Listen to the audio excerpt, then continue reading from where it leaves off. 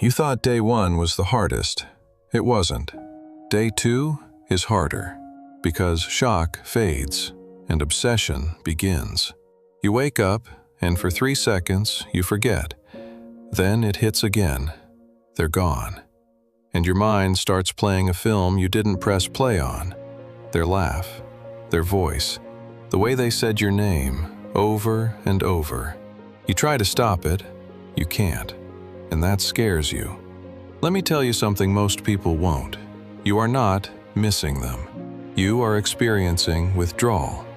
Neuroscience shows romantic attachment activates the dopamine reward system, the same circuit involved in addiction.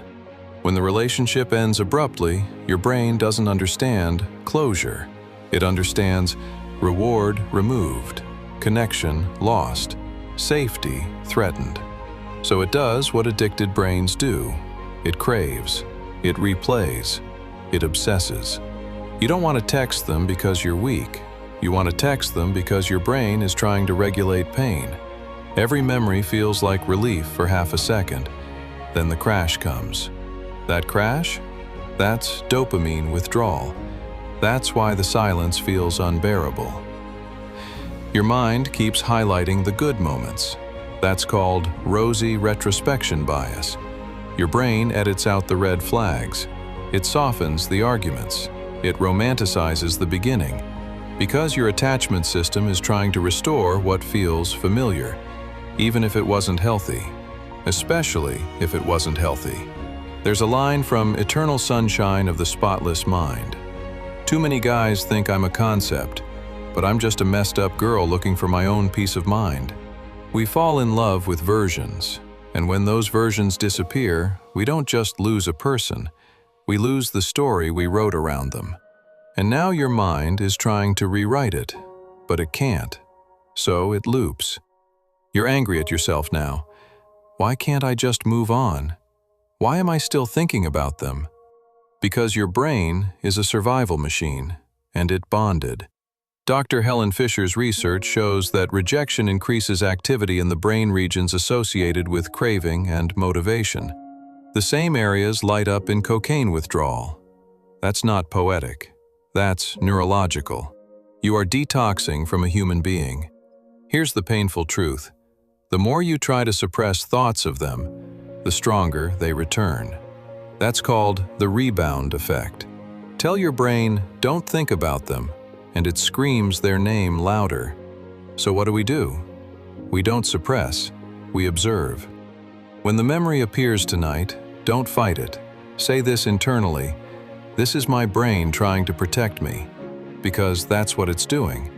It doesn't know the relationship is over, it only knows connection is missing, and connection meant survival.